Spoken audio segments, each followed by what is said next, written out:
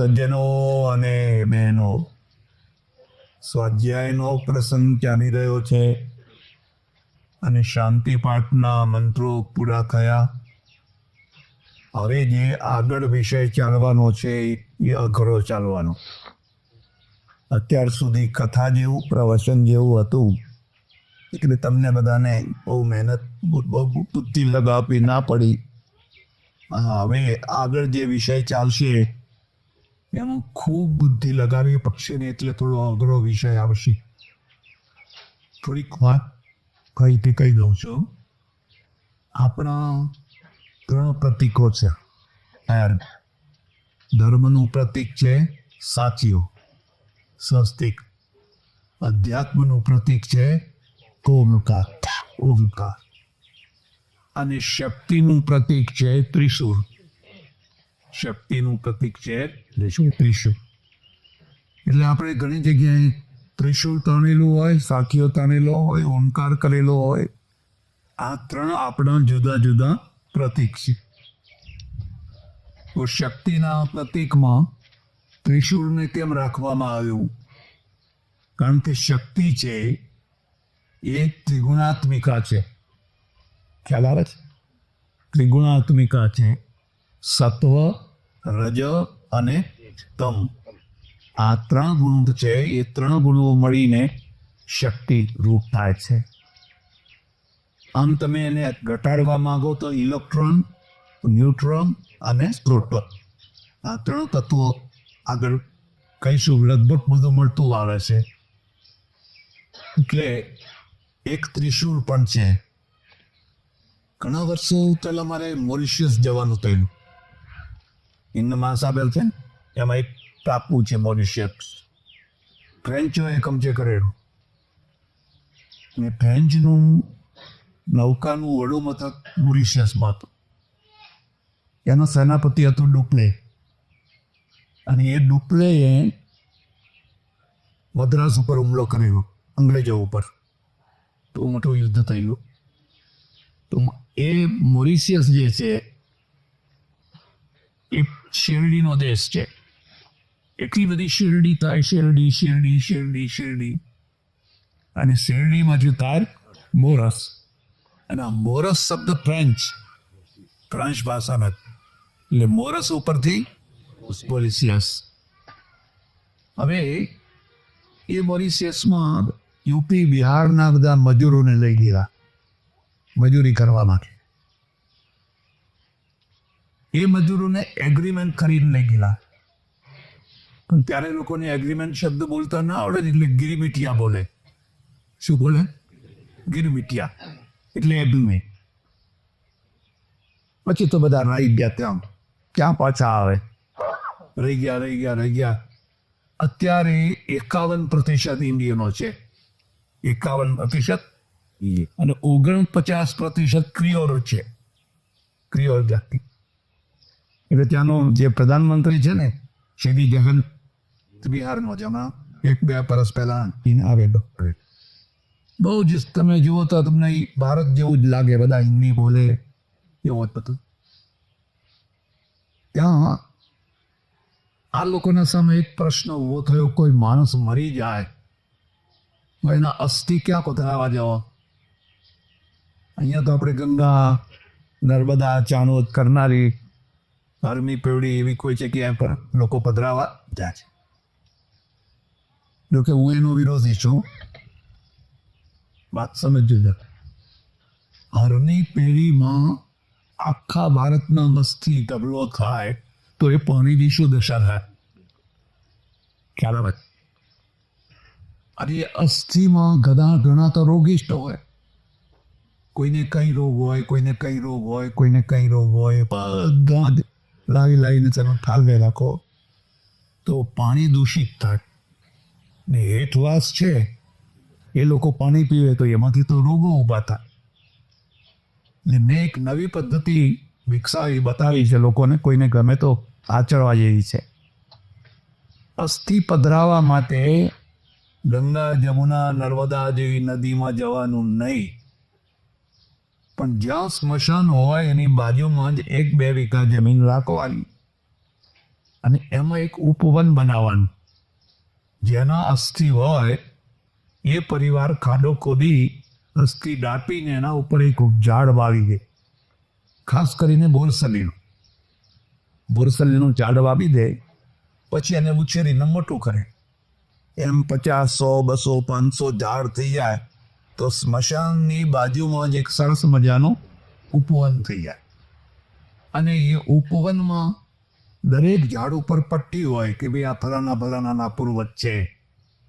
એટલે એના પરિવારના લોકો એની જે તિથિ આવે એ તિથિએ ત્યાં જાય, દીવો કરે, ભજન કરે, કીર્તન કરે, કંઈક નાનો મોટો જમણવાર કરવો હોય તો કરે.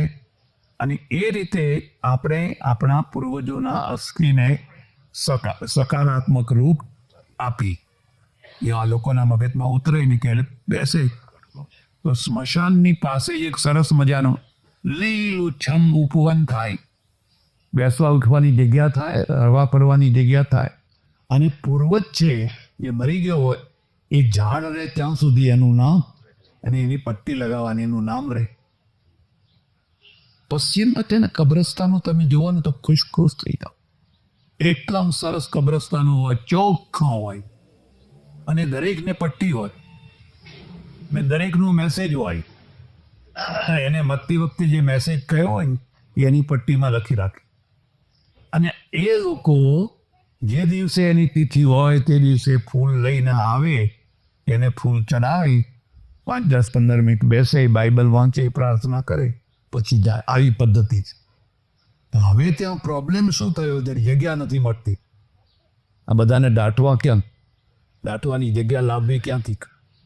કારણ કે જગ્યા જ નથી. કેટલું અરે પેરુ જવાનું થયું, પેરુમાં 5 માળના કબ્રસ્તાન. કેટલા? 5 માળના. ત્યાંના રાષ્ટ્રપતિનું કબ્રસ્તાન 5 માળથી. ચોથા માળે ફલાણું દાટ્યું છે, ત્રીજા માળે ફલાણું છે, બીજા માળે ફલાણું છે, પહેલા માળે ફલાણું છે.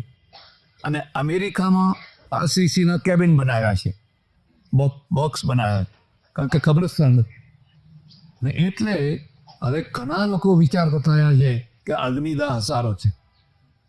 એ આપણો અગ્નિદાહ છે ને, એ અગ્નિદાહ થોડી જમીનમાં, કોઈ મોટી જમીનની જરૂર જ નહીં.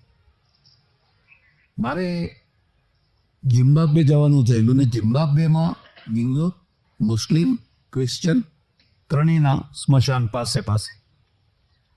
પેલા બંને દાટે ને આપણે બાળીએ એટલે લોકોને બહુ ખરાબ લાગે.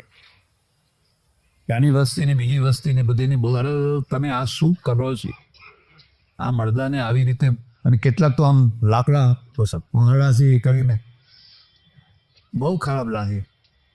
ને મને પૂછ્યું પત્રકારોએ મને કે આ તમે કેવી પદ્ધતિ? મેં કહું આ સારી પદ્ધતિ છે. કેમ? મેં કહું જો કોઈ માણસ મરી જાય, એને એડ હોય, ટીબી હોય, કેન્સર હોય, ફલાણો રોગ હોય, તમે એને દાટી દો, જંતુઓ મરે નહીં. એ જંતુઓ છોડવાના રૂપમાં કોઈને કોઈ રૂપમાં ફરી પાછા બહાર આવે અને લોકો સુધી પહોંચી જાય. અમે એને પંચભૂતમાં મેળવી દઈએ એટલે આમાંથી ફરી કોઈ રોગ ઊભો થવાનો પ્રોબ્લેમ રહે. મને કાં તો બહુ વંડરફુલ છે. હાલા કીધું અમારું તો બધું વંડર બેવ ને, પણ અમને જ ખબર નથી. અમારી ખબર નથી. એટલે અગ્નિરીતિ ભસ્મ, જલમિતિ ભસ્મ, સ્થલમિતિ ભસ્મ, સર્વમ ભસ્મ હવામહે. બ્રાહ્મણ કે સંન્યાસી જ્યારે ભસ્મ લગાવે છે ને, તે આમ લગાવે 3 ત્રિપુંડ. એ ભસ્મનો ભાવ એ જ છે કે બધું ભસ્મમય છે. સર્વમ ભસ્મ હવામહે. એટલે પછી પેલા લોકોએ શું કર્યું? મોરિસે દ્વારાએ એક બહુ મોટું તળાવ બનાવ્યું અને તળાવનું નામ રાખ્યું ગંગાતાલ. ને ગંગાતાલ ઉપર 71 ફૂટની મહાદેવજીની મૂર્તિ બનાવી. 71 ફૂટની ભવ્ય મૂર્તિ. એ મૂર્તિ જોઈને મારા મનમાં પ્રેરણા થઈ કે મારે ભારત જઈને સરદાર પટેલની આવી મૂર્તિ બનાવવી. એટલે આજે અત્યારે સ્ટેચ્યુ ઓફ યુનિટી થઈ રહ્યું છે એનું મૂળ અમે છીએ. આવીને અમે પ્રયત્ન ચાલુ કર્યો અને 20-25 કરોડ રૂપિયા પણ થઈ ગયા. એની પાસેથી લીધા નહીં, જ્યારે થાય ત્યારે જ લેવા છે. ત્યાં મુખ્યમંત્રીને ખબર પડી, એ મારી પાસે આવ્યા સામે ચાલીને, મને કે આ તમે રહેવા દો, અમે કરીએ. ભાઈ તો વધારે અમારી તાકાત ઓછી, એ સરકારની તાકાત તો ઘણી મોટી હોય. પછી આ કામ સરકારે ઉપાડી ગયું. સારું છે, જે કરે અને થવું જોઈએ. એક એવી ભવ્ય મૂર્તિ થઈ હતી, એટલે એ 71 ફૂટની એકલી સરસ મહાદેવજીની મૂર્તિ પ્રેરણા આપી આપણને. પ્રતિમાનો અર્થ જ છે, પ્રેરણા આપે એને પ્રતિમા કહેવાય. જેને જોઈને એમાંથી પ્રેરણા મળે એનું નામ કહેવાય પ્રતિમા. પછી ત્યાં મંદિર છે, મંદિરે બધા દર્શન કરવા જાય તો પૂજારી છે એ શું કરે, ત્રિશૂળ છે ને એને કંકુનું પાણી હોય આટલી મોટી થાળી ભરેલી, એમાં બોળીને બધાના કપાળમાં લગાવે. પીશું આ ફોરેનર્સ ઘણા આવેલા અને એના કપાળમાં લગાવ્યા. આ ફોરેનર્સ તો છે ને બહુ ઉદાર હોય, બહુ ઉદાર હોય. તમે એ લગાવો તો એ ના ખસી ના જાય. ના એવું ના, મુસલમાન ઉદાર ના હોય. મુસલમાન ખસી જાય ના, ક્યાં અમારે નહીં. આ લોકો તો સ્વીકાર કરીએ. હવે ત્રિશૂળ તો બધાને લગાવ્યા, બધા જેટલા જોવા એટલા બધા ત્રિશૂળ વાળા દેખાય. તો પછી અમે મંદિરથી બહાર નીકળ્યા, એ ટોળું ભેગું થઈ ગયું. મને એક સુક્તિ પટેલ હતા, એને મને સ્વામીજી જરા અહીંયા, આ ગોરીબાઈ પૂછે છે કે આ ત્રિશૂળનો શું મિનિંગ છે, આવું લગાવ્યું છે, આવી છાપ, એનો મિનિંગ શું છે? તમે કોને? મને કે આવડતું હોય તો કહું ને, મને કંઈ ખબર. પછી મેં એને સમજાવ્યો એ ગોરીબાઈને કે આ જે ત્રિશૂળ છે એ અમારા શિવજી મહારાજનું હથિયાર છે. શિવના હાથમાં ત્રિશૂળ હોય અને એ ભક્તોના 3 દુઃખોને દૂર કરે છે: આધિ, યાધિ ને ઉપાધિ. આધિ, યાધિ ને ઉપાધિ, એટલે આ ત્રિશૂળ એનું પ્રતીક છે. પછી આધિ કોને કહેવાય, વ્યાધિ કોને કહેવાય અને ઉપાધિ કોને કહેવાય? આધિ એટલે કાલ કહ્યું હતું ને, આધિ ભૌતિક, આધિ આરી તોફાન આવ્યું, ફલાનું આવ્યું, ફલાનું આવ્યું. વ્યાધિ એટલે બીમારી. અને ઉપાધિ સમજવા જઈએ છે, ઘણા લોકોને ખબર નહીં હોય. તમે કશું ના કર્યું હોય, તમે બિલકુલ નિર્દોષ હો, પણ ટોપલો તમારા ઉપર આવી જાય, એને ઉપાધિ કહે.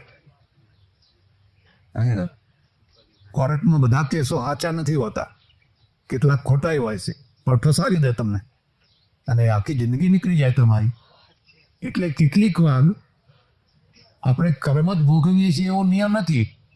પડોશીના કર્મ તમે ભોગવો છો, બાપ દાદાના કર્મો તમે ભોગવો છો, અને કશું ના કર્યું હોય તોય પણ તમે ભોગવો છો. એ પર એવું બનેલું, એક રોડ ઉપર એક્સિડન્ટ થઈ ગયેલો અને થોડું બધું ભેગું થઈ ગયેલું. એક્સિડન્ટ વાળો તો ભાગી ગયો, અને ભાગી ગયો તો જ બચો, જો ઊભા રહ્યા તો અહીં બન્યું. પણ એ 10 મિનિટ થઈ હશે ને એક ગાડીવાળો નીકળ્યો ને, એ જોવા ઊભો રહ્યો અંદર એવું. એટલે પેલા કહું આ જ હતો એનું ડગલું અને પેલાનું ડગલું બે, અને જે ટોળું તૂટી પડ્યું, પીખી નાખ્યો બિચારાને, માંડ છોડાય. હવે આને શું કહેવાય? ઉપાધિ. કર્યું હોય બીજા ને ભોગવે બીજો. એમ તમે જ્યાં રહેતા હો, આજુબાજુ આડોશ પડોશમાં, ઘણી વાર તમારે પણ ઉપાધિમાં મુકાઈ જવું પડે. એટલે આધિ, યાધિ અને ઉપાધિ. કે ગોરીબાઈ તો એટલી ખુશ થઈ ગઈ. હવે વગર જોતી વાત વચ્ચે તમને કીધું, આ પ્રદેશના લોકો છે ને, સૂર્યનો તાપ ને હોય ને, કપડાં બહુ ઓછા પહેરે, એને બહુ ઓછા કપડાં પહેરેલા, અને એને તો કોઈ સંકોચ જ નહીં. પેલો સુરતી મને કહે છે કે આ બાઈ જુઓ, એકલી લંગોટી પહેરીને બધા ફરે છે અને માથે હેત પહેરે છે. આપણા બીજા આવું કેમ નથી કરતા? હવે બનાસકાંઠામાં તો આવી વાતે ના થાય. મેં કહું તમને ખબર છે, આપણા બૈરા આવું ના કરી શકે. આની બોડી જુઓ, આની બોડી જુઓ, હોટા જેવી છે, અને આપણે બધા પીપળામાં જ પીપળ. હવે કેવા લાગે? આ તો શરીરમાં કાયલા હારા છે. આ લોકો બોડી માટે એટલી મહેનત કરે. મારે ન્યુઝીલેન્ડ જવાનું થયેલું, હું એડમંડ હિલેરીનું ઘર જોવા ગયો. એવરેસ્ટનું શિખર સર કર્યું એટલે એ ન્યુઝીલેન્ડનો હતો. બપોરમાં 1 વાગેલો ને મોટો બગીચો, એની ચારે તરફ 1000-2000 માણસો દોડતા. 1000-2000. એને કહો આ બધા આ તાપમાં બધા દોડે છે કે બોડી બનાવવા, બોડી બનાવવા માટે. તો આ લોકો બોડીને કેટલું મહત્વ આપે છે. આપણે બોડી એટલે કંઈ નહીં, આ તો નરકનો કોથળો ત્યારે રવા દે. એટલે આધિ વ્યાધિને ઉપાધિ. તમે ગમે એટલા ડાયા હો, શાણા હો, સમજુ હો, તો પણ કોઈને કોઈ ઉપાધિની લપેટમાં આવી જ જાઓ, લપેટમાં આવી જ જાઓ. એટલે આપણે 3 વાર ઓમ શાંતિ શાંતિ. અને આ 3 પ્રકારની ઉપાધિઓ છે, એમાંથી જે છોડાવે એને ત્રિશૂળ કહેવાય. એને કહેવાય ત્રિશૂળ. અને એ ત્રિશૂળ છે એ શક્તિનું પ્રતીક છે, માતાજીનું પ્રતીક છે. કારણ કે માતાજી છે શુંભ, નિશુંભ અને મહિષાસુર. યાદ રાખજો, શુંભ, નિશુંભ અને આ 3નું મર્દન કરે છે ત્રિશૂળ. આમ વાઘ ઉપર બેઠી હોય જોયું તને સવારીશ ને પેલો રાક્ષસ નીચે પાયો હોય ને આમ માથે વાઘ નીચે બેઠી હોય. આ બધા પ્રતીકો એટલા સમજવા જેવા છે, એટલા સમજવા જેવા છે. તો એની તો એક આખી જુદી કથા જ કરવી જોઈએ. એટલે આ 3 જે છે એ આપણા પ્રતીકો છે, સાચીઓ, સ્વસ્તિક, ઓમકાર અને ત્રિશૂળ. હવે આપણો મુદ્દો જે મૂળ વિષય છે એના ઉપર આવીએ. જરા વાત અઘરી થવાની. આપણે જે ચર્ચા કરવાની છે એ ચર્ચા છે દર્શનોની. ચર્ચા છે દર્શનોની. લખી લેજો. શાસ્ત્રના 3 પ્રકાર હોય છે. 1 આચાર શાસ્ત્ર, 2 વિચાર શાસ્ત્ર, કૌંસમાં કરજો દર્શન શાસ્ત્ર, અને 3 પ્રોત્સાહન શાસ્ત્ર એટલે પુરાણ શાસ્ત્ર. કૌંસમાં કરજો પુરાણ શાસ્ત્ર. આચાર શાસ્ત્ર એ મુખ્ય વસ્તુ છે. શું કરવું અને શું ન કરવું એનું નામ કહેવાય આચાર. કોણ કહેશે કે આ કરવું ના? એટલે કોઈ પણ ધર્મ પાપ અને પુણ્ય વિનાનો હોય નહીં. ધર્મ હોય એટલે પાપ અને પુણ્યની વાતો હોય. પાપ અને પુણ્યની વાતો હોય એટલે બચપણથી તમને સંસ્કાર નાખવામાં આવે કે આ પાપ છે અને આ પુણ્ય છે, આ પાપ છે અને આ પુણ્ય છે. દરેક ધર્મને પાપ પુણ્યની વ્યાખ્યા જુદી જુદી હોય, હરખી ના હોય. કેટલીક વાર એવું બને એક ધર્મનું પુણ્ય બીજા ધર્મમાં પાપ કહેવાય, અને એક ધર્મનું પાપ બીજા ધર્મમાં પુણ્ય કહેવાય. પુણ્ય છે અને પાપ છે એની કોઈ સ્થાયી વ્યાખ્યા નથી. સ્થાયી વ્યાખ્યા નથી. ધર્મ બદલી જાય, દેશ, કાળ, પરિસ્થિતિ બદલી જાય તો પુણ્ય પાપ થઈ જાય અને પાપ છે એ પુણ્ય થઈ જાય. હવે એક દાખલો તમને આપો એટલે તમને ખ્યાલ આપશે. આપણે ભગવાનને એકાદશી હોય ને ભગવાનને ફરાળ ધરાવીએ તો એમાં બટાકાનો શાક, બટાકાનો રાજગરાનો શીરો, શક્કરિયા, ફલાણું ફલાણું. હવે આ બટાકા અને શક્કરિયાને જઈને પાપ માને. કંદમૂળ ખરું ને ત્યાંથી તમારા માટે પુણ્ય છે ને પેલાના માટે પાપ છે. આપણે 3 વાર નાહે, ઓછામાં ઓછા 1 વાર તો નાહે, અને ના નાહો તો પાપ ગણાય. કરે બ્રાહ્મણનો છોકરો કે નાહ્યો. આમાં તો બધા નાહે છે. પહેલા બ્રાહ્મણ જ નાતા, પાણી જ નહોતું. પાણી ક્યાં હતું? પીવાનું પાણી નતું. પણ જે નાવાથી તમને પુણ્ય નહીં મોક્ષ મળે. ગંગાજીમાં નાવ તો મોક્ષ મળે. આટલું બધું મહત્વ સ્નાનનું છે. એ જ સ્નાનને જૈનો પાપ માને. નાવાથી પાપ લાગે, પાપ બધા જંતુઓ મરી જાય. અમે રશિયાની યાત્રામાં ગયેલા અને 5 દિવસ સાયબેરિયામાં રહેલા. નકશો જો જુઓ તો તમને ખ્યાલ આવે. સાયબેરિયામાં બહુ ટેમ્પરેચર નીચું, નાવાનું જ નહીં. 5 દિવસ નાયા વિના રહેલા. એટલે 5 દિવસ આટલું ગરમ પાણી લાવીને આખા શરીરને પછી દુલો આપણાથી જૈનમ જયતી શાસન. આપણે 5 દિવસ આપણે જૈન ધર્મ પાડો. આમ ઘસી ના હોય બહુ ચોખ્ખું થાય છે, બહુ ચોખ્ખું એવા પાણી. એટલે તમારું પુણ્ય છે અને બીજાનો પાપ છે. હવે તમે કોઈને જીવને મારો તો પાપ લાગે, પણ મુસલમાન છે બકરી ઈદ હોય કે એવું કંઈ હોય અને કુરબાની આપે તો બહુ મોટું પુણ્ય માને. તો સૌની વ્યાખ્યા અલગ અલગ છે. ભગવદ્ ગીતામાં કહ્યું છે કે કિમ કર્મ કિમ કર્મેતિ કવયોપ્યત્ર મોહિતા. મોટા મોટા કવિઓ એટલે જ્ઞાની પુરુષો પણ મોહિત થયા. કારણ કે નિશ્ચિત રીતે આ પાપ જ છે અને આ પુણ્ય જ છે એવું કહી શકાય. એકવાર માટે મારે અમરનાથ જવાનું. અમરનાથ 3-4 વાર ગયા. સૌથી પહેલી વાર ગયો ને એની તો બહુ લાંબી કથા છે. અને છેલ્લો પડાવ પંચતરણી, ને અમે પંચતરણી પહોંચ્યા ત્યારે કોઈ વ્યવસ્થા નહીં. અને આ વૈષ્ણોદેવીની યાત્રા ત્યારે અમે કરવા ગયેલા. આખા દિવસમાં અમે 3 સાધુઓ ને 2 બીજા 5 જ યાત્રાળુ આવેલા. કોઈ યાત્રાળુ 3 પતરા નાખેલા, એના નીચે બેઠેલા, બાકી કોઈ માણસ જોવા ના મળે. અત્યારે તો એટલી ભીડ થાય, લાખોની ભીડ. અમરનાથમાં યુક્ત હોય છે. તો સરકારે એક ગોડાઉન જેવું બંધાયેલું, 200-300 માણસો એમાં રાત્રે સૂઈ શકે. ચિક્કાર થઈ ગયેલું. અમે પહેલા પહોંચીને જગ્યા રોકી હતી. પહેલા ખૂણામાં જગ્યા રોકી હતી. પછી તો માણસો આવતા બે ચિક્કાર ભરાઈ ગયું.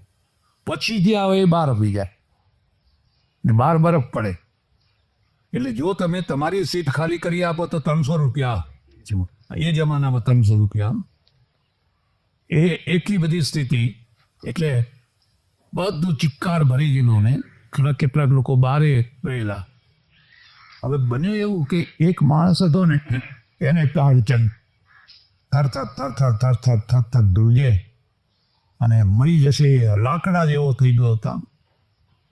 કોઈની પાસેથી બામ ને કોઈની પાસેથી કરીને એને ઘસ્યો તરી રહે, પણ એ તો એકદમ ઠંડુ મરી જાય એવો થઈ ગયો. એટલામાં એક મિલિટરીનો કેપ્ટન હતો, રિટાયર્ડ. એ યાત્રા કરવા આવેલો. મારી પાસે આવી મને કે કાનમાં કે સ્વામીજી यदि आप कहें तो मैं इसको विस्की पिला दूं, अभी गर्म हो जाएगा.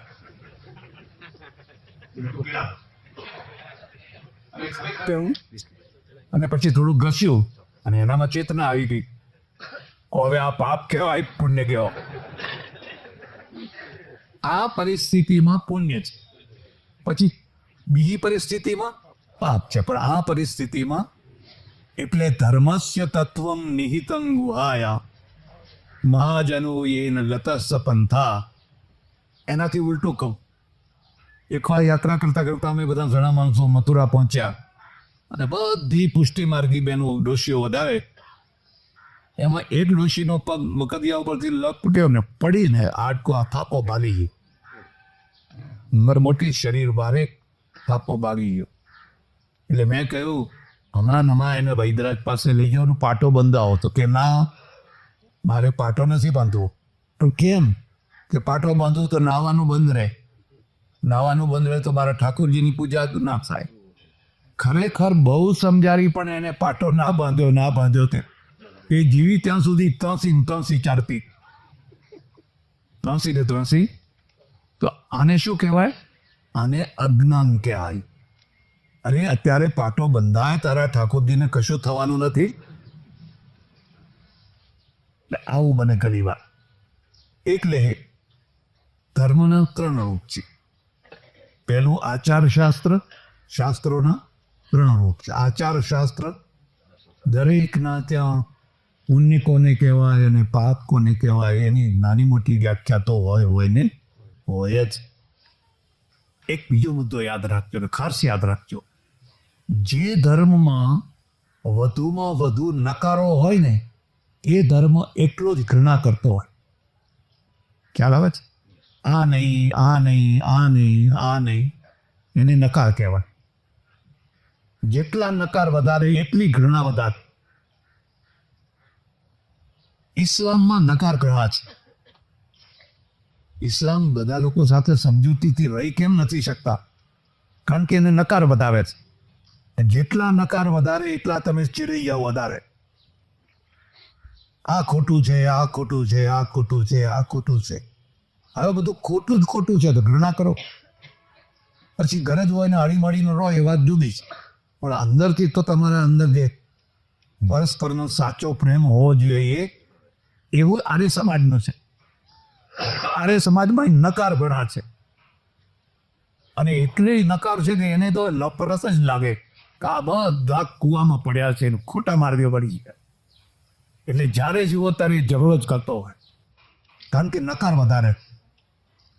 જેમાં નકાર ઓછા હોય ને હકાર વધારે હોય એને ઘૃણા ઓછી હોય. હિન્દુ ધર્મમાં નકાર ઓછા છે. કેમ ઓછા છે? માનો તમને કહું કે તમે પીર બાપજીને પગે લાગો ને તો હું તમને રોકું નહીં કે હા પીર બાપજી પગે લાગો, પગે લાગો તો આપણે તો બધા લાગી. આપણને કોઈ પીર બાપજીની એલર્જી?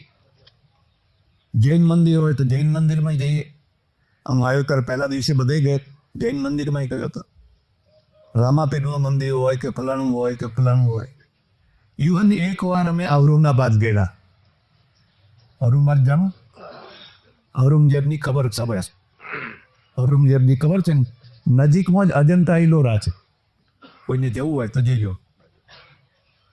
તો પછી ઔરંગઝેબની ખબર જોવા ગયા ને ઔરંગઝેબ બહુ સાચો મુસલમાન. એની મુસ્લિમ તરીકેની એની ક્ષમતા ઘણી યોગ્ય હતી, ઘણી યોગ્ય. પણ કટ્ટર થઈ ગયો ને એને કહેલું કે મારી કબર માટીની બનાવજો, આરસપાનની નહીં. અને ઇસ્લામમાં માટીની કબર, કારણ કે 5-10 વર્ષે એ બધું હરખું થઈ જાય ને બીજાને દાટવાની. હવે તમે પાક્કી બનાવી દો પછી કોઈના માટે જગ્યા જ ના. એટલે ઔરંગઝેબની કબર છે એ માટીની બનાવી, પણ લોર્ડ કર્જનના સમયમાં એને આરસપાનનું બનાવી. ભાઈ આવો મોટો બાદશાહ હતો, એની ખબર એટલે અત્યારે આરસપાનની. એટલે અમે બધા 25-30-40 માણસો હતા, બધા ત્યાં ઊભા રહ્યા. તો પેલો મુંજાવાળું ધૂપ આપવા આવ્યો, લોબાનો એટલો. એક ડોશી મારી બાજુ હતી, એને દસકો નાખ્યો. ત્યારે 5 દસકો ચાલતો હતો, બહુ એની કિંમત હતી. એટલે મેં ડોળા કાઢ્યા, મેં તને ખબર છે તું આ દસકો નાખે છે, પણ કોને નાખે છો? હા ઔરંગઝેબે તો આપણા કેટલા મંદિરો તોડેલા, એને તું દસકો નાખે છે? એને શું કરતો છે? મુઓ કે મેં તો એની દસકો નાખી છે. મારા કરતા આનું લેવલ ઘણું ઊંચું છે. આ હિન્દુ ધર્મ ખ્યાલ આવે છે? હા હિન્દુ ધર્મ છે. મુઓ કે એને જે કર્યું એ કર્યું, પણ હું તો એને દસકો નથી. આ હિન્દુ ધર્મ. એટલે તમે ગમે ત્યાં જાઓ, આપણે બધા સિયા રામ મય સબ જગ જાની કરો પ્રણામ જોરી યુગ પાણી. આપણે બધાને પગે લાગીએ છીએ. કોઈ એલર્જી? એક વાર એવું બન્યું કે અમારે એક ખોળકીતા જૈન વૃદ્ધ સજ્જન ને એમણે મને વારંવાર કહ્યો કે અમારા મંદિરે ચાલો, ચાલો કે તમારા મંદિરે ચાલો. ગયા બધે જેટલો હું કૃષ્ણને પગે લાગું એટલા જ પ્રેમથી મહાવીર સ્વામી, આદિનાથને બધાને પગે લાગ્યા. ખુશ થયા, બહુ ખુશ થયા. પછી અમે નીકળ્યા, આવ્યા મહાદેવનું મંદિર આવ્યું ને ત્યારે આરતી થતી હતી. એટલે ચાલો મહાદેવની આરતી થાય છે તો આપણે દર્શન કરીને પછી ગામમાં જઈએ. હા કે હું અહીં બેઠો, તમે કરી આવો જાઓ. એટલે એ પાર હોટલે બેઠા ને હું ગયો અંદર દર્શન કરવા. દર્શન કરીને આવ્યો એ મને લાઈટ થઈ કે આ માણસ અંદર દર્શન કરવા કેમ ના? ખાલી બેઠો કે કોઈ કારણ છે? પણ કંઈ બોલ્યો નહીં. હવે હાવની ભાવ ના હોય. અને અમે ચાલ્યા. એટલે મેં એમને પૂછ્યું કે તમે અંદર દર્શન કરવા કેમ ના આવ્યા? મને કે ના કરવા દેવા દેવના દર્શન કરીએ તો આવડા આવડા દીવડા પડે. જોયું, આ મગજ બોરાડી થયો. ઓ, હવે મને ખબર પડી કે આ ન કરવા દેવો દેવ હતો અને આ જીવડાથી બચવા માટે બહાર બેઠા હતા. હવે યોગાનું યુગ થયેલું શું કે મંદિરને કંઈક આગળ વધારવાનું તે આગળ પાયો ખોદેલો અને અંધારું થઈ ગયેલું તો બરાબર દેખાયો નહીં. ભાઈ પડ્યા ફાયા, હાડકું ભાગ્યું. મેં કહું કરવા જેવા દેવના દર્શન ના કરીએ તો હાડકું ભાગે. એટલે જેમાં ઘણા નકારો હોય, અરે શું તમને વાત કરું, લોકો એકલી એલર્જી કરાવે. પ્રસાદ ના રહે એકબીજાનું, પ્રસાદે ના રહે. અને કદાચ લે તો બહાર જઈને કૂતરાને નાખી દે અને ના ખાય કે ના આ પ્રસાદ અમારાથી ના. બજારના ગાંઠિયા ખાય, પાછા ભજીયા ખાય, પણ આ પ્રસાદ અમારાથી ખવાય. કેટલું પોઈઝન, કેટલું ઝેર ભર્યું લોકોએ. આને કહેવાય સંપ્રદાયવાદ. ખ્યાલ આવે છે? આને કહેવાય. એટલે મારું એક સૂત્ર છે, લખવું હોય તો લખી જઈએ. સંપ્રદાય મુક્ત ધાર્મિકતા. સંપ્રદાય મુક્ત ધાર્મિકતા. ધાર્મિક થવાનું, સાંપ્રદાયિક નહીં થવા. એટલે અમે સનાતન ધર્મની જય બોલાવીએ. કોઈ સંપ્રદાય નહીં, અમારો કોઈ સંપ્રદાય નહીં. અમે કૃષ્ણનું નામ લઈએ, રામનું લઈએ, મહાદેવનું લઈએ, માતાજીનું લઈએ, બધાનું લઈએ. અમારી કોઈ અગરતી નહીં. સંપ્રદાય મુક્ત ધાર્મિકતા. અને સંપ્રદાય હોય તો પછી સંપ્રદાયની જ વાતો કરે, એટલામાં જ રમવાનું, બીજું વિશાળતા ના આવી શકે. એટલે એક તો ધર્મશાસ્ત્ર છે, એનો પહેલો વિભાગ છે, એ પહેલો વિભાગ છે એ છે આચાર શાસ્ત્ર.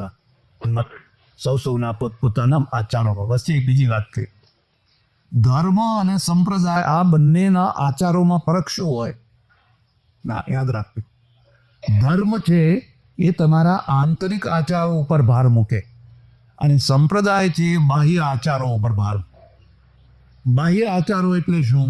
તમારે આવું તિલક કરવાનું, આવા કપડાં પહેરવાના, આવું નામ બોલવાનું, આવું. એટલે જે બાહ્યાચાર છે જેમાંથી તમારો સંપ્રદાય દેખાય, ખબર પડે, એ બાહ્યાચાર ઉપર ભાર મૂકે. ધર્મને કોઈ બાહ્યાચાર નથી.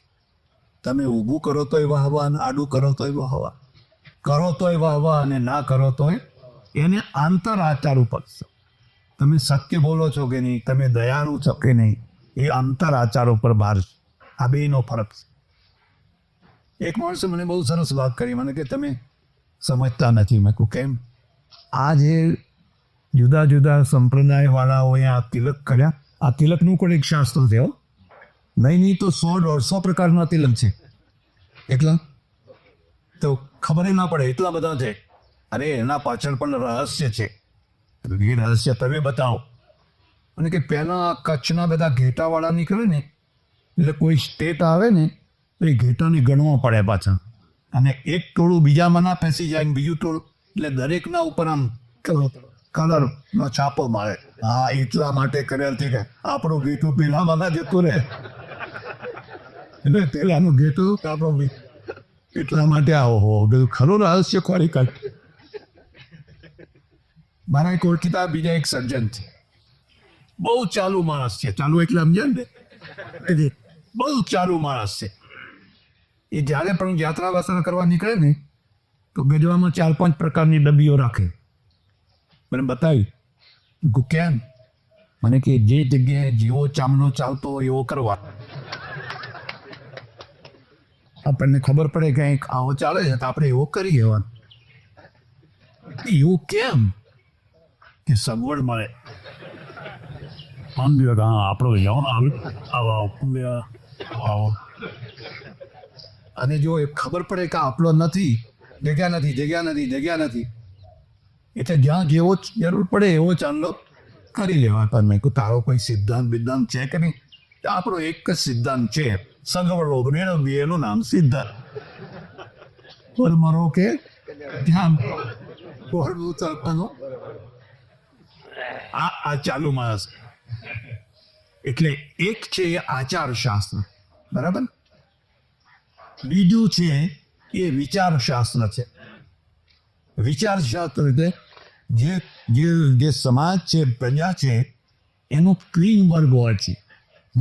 આખું ગોળી ભરીને તમે દહીં ભેગું કર્યું હોય કે દહીં કંઈ માખણ નથી, પણ દહીંમાં થોડુંક માખણ, એમ પૂરી પ્રજા કંઈ ક્રીમ ના હોય, પણ પૂરી પ્રજામાંથી થોડોક મુઠ્ઠીભર વર્ગ હોય એ ક્રીમ હોય. અને આ ક્રીમ વર્ગ છે એ જ સંચાલન કરતો હોય, બાકીના બધા ટોળા હોય છે.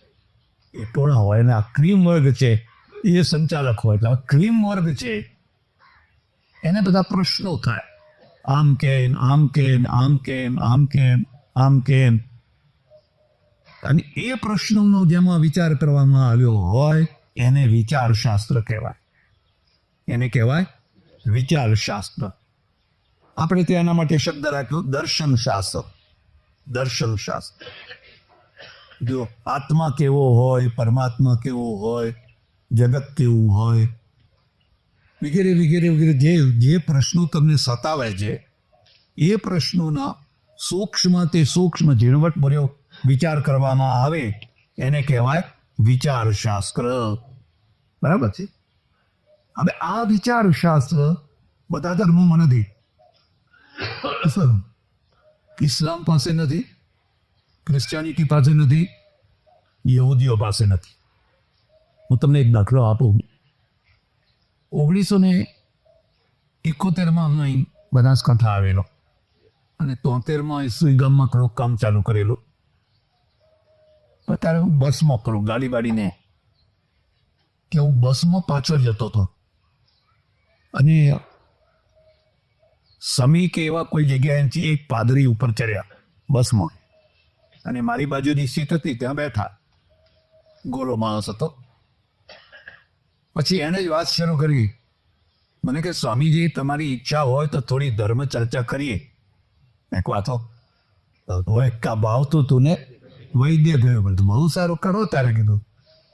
કારણ કે આપણે હજુ થોડી અમદાવાદ સુધી જવાનું છે અને ટાઈમ ઘણો છે તો આપણો ટાઈમ પાસ થાય. પછી અમે ધર્મ ચર્ચા શરૂ કરી રાખી. બસ ભેગી થઈ ગઈ.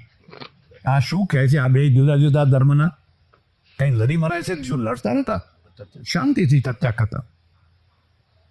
પછી મેં એમને એક પ્રશ્ન પૂછ્યો. મેં કહું તમે પુનર્જન્મને માનો છો કે નહીં? બિલકુલ નહીં, અમે પુનર્જન્મને માનતા. આ જે જીવ છે, અવતાર છે, એ પહેલો છે ને છેલ્લો છે. તો તમે સ્વર્ગને નરકને માનો છો? તો કે હા માનીએ છીએ. તો સ્વર્ગમાં કોણ જાય છે ને નરકમાં કોણ જાય છે? જેને બપ્તિસ્મા લીધો હોય, જે ઈશ્વરનું શરણું લે એ બધા સ્વર્ગમાં જવાના, અને જેને બપ્તિસ્મા ના લીધો હોય એ બધા નરકમાં જવાના. આ બેનો ભેદ સમજ. આપણે શું માનીએ છીએ? જેને જેવા કર્મ કર્યા હોય એવા એને ફળ આપણે કર્મ આધીન માનીએ છીએ. પેલા કર્મને આધીન તમે સારામાં સારા કર્મ કર્યા હોય પણ જો તમે બપ્તિસ્મા ના લીધો હોય અથવા ઇસ્લામ સ્વીકાર ના કર્યો હોય તો તમે નરકમાં જ જવા. ગાંધીજીના સમયમાં બહુ મોટો વિવાદ ચાલેલો અને ત્યારે બે મોટા ઇમામો હતા. એમને કહેલું ગાંધીજી ગમે એટલા મહાન હોય પણ નરકમાં જ જવાના, કારણ કે એમણે ઇસ્લામ સ્વીકાર કર્યો. ઇસ્લામ સ્વીકાર કરો તો જ તમે સ્વર્ગમાં જઈ શકો, નહીં તો સ્વર્ગમાં જવાય નહીં. બે ભાઈઓ હતા, લિયાકત તરીકે એવું કંઈક નામ શોખ એવું કંઈ.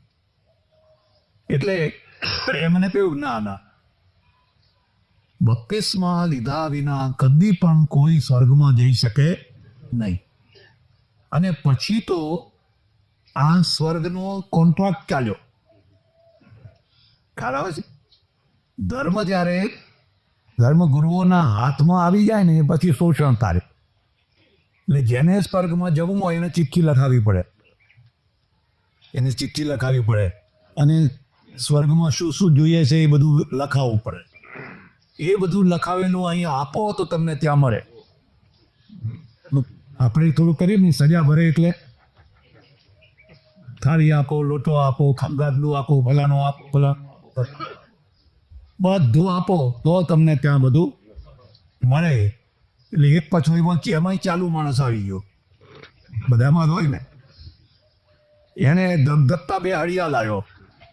બોલે મને કે આ કે મારા બાપ રોજ દામ લેતા હતા એટલે મારે તમને દામ આપવા પડશે. એમને દામ મળે એકદમ માટે આ ધગધગતા સળિયા છે ને એ ભાગ્યા મારા. દરેક જગ્યાએ નાનું મોટું શોષણ રહેવાનું ને રહેવાનું છે. આ વાળા લોકો છે ને, કયા લોટિયા વાળા, એમના ત્યાં પણ આ પ્રથા. એના પેલા મોટા ગુરુ હોય ને પછી એના આસિસ્ટન્ટ હોય ને એની પાસે ચિઠ્ઠી લખાવી પડે. ગરીબ હોવાનો બિચારા હોય, એની કોઈ તાકાત નહીં. એટલે પેલા કહ્યું, દાઈએ કહ્યું કે જો 200 રૂપિયા આપે તો છાપરાનો છાંયો મળે, અને 50 રૂપિયા આપે તો ઝાડનો છાંયો મળે. બોલ સાહેબ કયો છાંયો ત્યાં ઉપર, કયો છાંયો આપવો છે? કે મારી પાસે 200 તો નથી, 50 વાળો આપો એમ. એટલે 50 લઈ ચિઠ્ઠી લખી આપી, તાને ફલાણી ઝાડનો છાંયો આપજો, એની માથા નીચે મૂકવાનો. એટલે આ બધું આવું બધું પહેલાં ચાલતું હતું ને થોડું ઘણું આજે પણ. અને ક્યાં સુધી ચાલશે? જ્યાં સુધી દુનિયા રહેશે ત્યાં સુધી આર્થિક ક્ષેત્રમાં શોષણ થાય છે એવું ધાર્મિક ક્ષેત્રમાં પણ થાય જ છે. એ ના થાય એટલા માટે આ સ્વાધ્યાય છે. જો તમે સમજી વિચારીને સ્વાધ્યાય કર્યો હોય તો ફરી કોઈ દિવસ આવા ચક્કરમાં તમે આવો. એટલે અમારે પેલા પાદરીને વાતચીત ચાલતી હતી. મેં કહ્યું માનો કોઈ બાળક જન્મ્યું ને મરી ગયું, ને પ્રસૂતિમાં મરી. હવે આ મરી ગયેલો જે બાળક છે, જીવ છે, એને તમે સ્વર્ગમાં નાખશો કે નરકમાં નાખશો? એને તો બપ્તિસ્મા લીધો નથી. મને કે અમે એવું માનીએ છીએ કે 2.5 વર્ષ સુધીનું બાળક મરી જાય ત્યાં સુધી એ સ્વર્ગમાં જાય. બપ્તિસ્મા ના લીધો કારણ કે નિર્દોષ છે ત્યાં સુધી એ સ્વર્ગમાં જાય. પછી મોટું થાય અને પછી પાપ કરે તો નરકમાં જાય. મેં કહ્યું માનો કે કોઈ એવો માણસ નીકળે કે 2.5 વર્ષનું છોકરું થાય એના પહેલા જ બધાને મારી નાખો, સામૂહિક મારી નાખો બધાને, તો બધા સ્વર્ગમાં જાય. પણ કે પેલો તો નરકમાં જાય ને, તમે હું કીધું એક તો જાય, પણ હજારોને એક માણસ એવો નીકળે કે હું તો નરકમાં જાઉં તો જાઉં, પણ આ છોકરા બધા મોટા થશે, પાપ કરશે ને નરકમાં જશે. એના કરતાં 2.5 વર્ષ પહેલાં મને કે તમને હિન્દુઓને પહોંચાય નહીં એમ. કારણ કે તમારી પાસે દર્શન છે, એમની પાસે દર્શન નથી. ને દર્શન નથી એટલે શું છે? જે કહીએ એ માની લો. તો એમાં કઈ શંકા કુશંકા કરાય? શંકા કુશંકા કરો તો પાપ લાગે, તોહીન થાય. તોહીન એટલે શાસ્ત્રનું અપમાન થાય, એમાં બોલાય જ નહીં. આપણે ત્યાં પણ આવી પ્રથા ચલાવેલી કે ભાઈ કોઈ દિવસે કોઈ મહારાજ કથા કરતા હોય તો એમાં પણ શંકા કરાય નહીં. એમ તો પેલા પેશન્કોના જેવી દશા. પણ આપણે ત્યાં દર્શનો રહ્યા અને દર્શનો ખૂબ ખીલ્યા એટલે હિન્દુ પ્રજાનું બૌદ્ધિક ઉદારતા થઈ. બૌદ્ધિક ઉદારતાનું મૂળ કારણ આ દર્શનો છે. તમને પૂછવાની છૂટ છે, એટલું જ નહીં, ગાળો દેવાની એ છૂટ છે, અસ્વીકાર કરવાની એ છૂટ છે. એ જરૂરી નથી તમે કહીએ એ બધું તમે માની જ લો. આ દર્શન. હવે ત્રીજું જે શાસ્ત્ર છે એ પ્રોત્સાહન કરનાર, એ પુરાણ શાસ્ત્ર. એનું કામ શું છે? ધર્મે જે કહ્યું છે એને જીવનમાં ઉતારશો કેવી રીતે? તમે બુદ્ધિપૂર્વક જીવનમાં બહુ ના ઉતારી શકો. કોઈ આમ સમજે કે હું ડાપણના જોડે ધર્મ પાડી જવું, ખોટી વાત છે. કારણ કે બુદ્ધિ છે હંમેશા તમને ગમતી વાતના તરફ ઝૂકે છે. તમને જે ગમતું હોય એના તરફ. તળા વિનાની બુદ્ધિ હોતી નથી. જે વસ્તુ એને ગમતી હોય એના તરફ એ ઝૂકી જાય. તમારે માંસાહાર કરવો છે તો દલીલો માંસાહારની કરશે. તમારે શાકાહાર કરવો છે તો શાકાહારની દલીલો બે તરફની, બધી તરફની દલીલ. રજનીશ પાસે કેટલી દલીલો. રજનીશને વાંચો કે એમ લાગે હા આ માણસ તો બિલકુલ સાચું કહે. એટલે બુદ્ધિ છે બુદ્ધિના જોડે કદી પણ ધર્મનું પાલન કરી શકાય નહીં. તો કોના જોડે કરી શકાય? શ્રદ્ધાના જોડે. બેમાં ફરક સમજ્યા? શ્રદ્ધાના જોડે. ગુરુ ગોવિંદસિંહના 2 દીકરા ચાઈ ગયા દિવાલમાં. હે પેલા સુબો હતો ને, સરીનનો સુબો, એને કહ્યું ઇસ્લામ સ્વીકાર કર, તને શાહજાદી સાથે પરણાવીએ. પણ એને નહીં તે. હવે જો એ બુદ્ધિવાદી હોય, સ્વીકાર કરી લેવા દો ને, એમાં શું આપણું બગડવાનું હતું? ભાઈ એ દિવાલમાં ચણાય. એટલે માત્ર બુદ્ધિના જોડે ધર્મનું પાલન કરી શકાય નહીં. બુદ્ધિનું કામ શ્રદ્ધાને રિફાઇન કરવાનું છે, શ્રદ્ધાનો ઉચ્છેદ કરવાનો નથી. જો બુદ્ધિ શ્રદ્ધાનો ઉચ્છેદ કરે તો એ કુબુદ્ધિ કહેવાય, પણ એને રિફાઇન કરવાનું છે. એ બરાબર. એટલે હવે આ પુરાણ છે એ તમારા અંદર એક ભાવના જગાડે ધર્મનું પાલન કરવાનું. એક દાખલો આપો. માનો કે ધર્મે કહ્યું સત્યમ વદ, એ ભાઈ સાચું બોલજો. આ કઈ આચાર શાસ્ત્ર. પણ હવે સત્ય બોલવું તો ખાડાની ધાર છે, તલવારની ધાર છે. હવે સત્ય બોલવા માટે પુરાણ હરિશ્ચંદ્રની કથા મૂકી દેશે. તો સત્યવાદી હરિશ્ચંદ્રની કથા મૂકી દેશે. ગાંધીજીએ લખ્યું કે બચપણમાં હરિજનોના મોહલ્લામાં જઈ અને સત્યવાદી હરિશ્ચંદ્રનું નાટક મેં જોયું. બહુ રડ્યો ને પછી મેં પ્રતિજ્ઞા કરી કે હું પણ સત્યવાદી હરિશ્ચંદ્ર થઈશ. સત્યવાદી હરિશ્ચંદ્રને કેટલા દુઃખ પડ્યા પણ એ દદ્યો. આ પુરાણનું કામ. મને એક સજ્જને આવી મને કહ્યું કે કાલ તો કઈ લોકોની ભીડ જામેલી, પેલા આખ્યાન કરનારા આવે ને તો, પણ મને જરાય ના ધર્મ. લોકો કેમ? શું આખ્યાન હતું? કે શેઠ સગાડસાનું આખ્યાન હતું. અને શેઠ સગાડસા તેમના વતી રન અને કેલીઓ કે કહો ફરી આવાથી ભગવાન હોતા હશે. આવા તો કસૈયે ના હોય એમ. પેલો બિચારો વ્રત લઈ બેઠેલો કે સાધુને જમાડ્યા વિના હું જમીશ. 8 દિવસની હેલી થઈ, પાણી 8 દિવસના ભૂખ્યા છે. શેઠ નથી ખાતા એટલે શેઠાણીએ નથી ખાતા, છોકરોય નથી ખાતો. 8મા દિવસે એક અઘોરી બાવા મળ્યા. ચાલો આવ્યો કોક તો મળ્યું, ચાલો મારા જમવા. કે ના, હું તો ચાલી શકતો નથી, મને ઉપાડીને લઈ જા. તો એમે ટોપલામાં બેસાડીને ઉપાડે અને ઉપરથી રક્તપિત્ત બધું પડ્યા કરે. પણ લાવ્યા અને બેસાડ્યા, રસોઈ બનાવીને તૈયાર કરીને લાવ્યા. આ રસોઈ મારા કામ ના આવે, હું અઘોરી બાવો છું, મારે તો માંસાહાર જોઈએ. હે હવે શું કહે? વૈષ્ણવ, આ બિચારો ચુસ્ત વૈષ્ણવ, અને આ કહે છે મારે માંસાહાર જોઈએ. કાંઈ વાંધો નહીં. એ પાછું કસાઈના ઘેર ગયો અને કસાઈના ઘેરથી માંસ લીધું. અને વૈષ્ણવો બધા આવી પડ્યા. આ જોયો પાખંડી, આ પાખંડીને જોયો તો મોટો વૈષ્ણવ. લોકો તો છિદ્ર જોવા તૈયાર બેઠા. પથરા માર્યા, બધું સહન કરીને ઘરવાળીને કહ્યું તું આને બનાવીને આપ. અને એણે પણ ભલે કે અતિથિ દેવો ભવ બનાવીને થાળી કરીને આપ્યું. તો કે આ ના જુએ. કેમ? હું તો કે છોકરાનું કોઈનું માણસનું માંસ ખાઉં છું, તારા છોકરાનું માંસ મારે તો જોઈએ છે. હવે શું કરવું? આ તો હદ થઈ ગઈ ને. એટલે વળી પાછો નિશાળે બોલાવા ગયા. કેલીઓ ભણતો કહો બાપુ કર્યો, ચાલ બેટા તારું કામ પડ્યું છે. અને પછી શરત કહી, આંખમાં ટીપું ના આવવું જોઈએ, અને એને ખાડવાનું ને ધડ પેલા ઘોડિયામાં મૂકવાનું અને હાલો ડગાવવાનું. ખમા કેટલું કરુણ દૃશ્ય થઈ જાય. એટલે તમે જુઓ તો આંખમાં આંસુ આવી જાય. અને ફરી પાછું બધું તૈયાર કરીને લઈ ગયા કે હું વાજિયાનું જમતો નથી.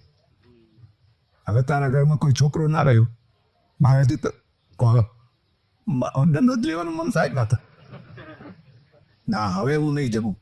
વળી પાછું કહે છે પણ તું એમ તો કર તારા કેલિયાને બોલાય તો ખરો. શું બોલાવું મહારાજ, આ કેલિયાનો તો મરદું પડી જાજા છે ને બોલાય. આખું સુખાંત નાટક થઈ જાય છે. કેલૈયા અને પેલો બાપુ બાપુ દોડતો આવે અને આવી કીધું તો શંખ ચક્ર ગદા પદ્મ અઘોરી રીતે કે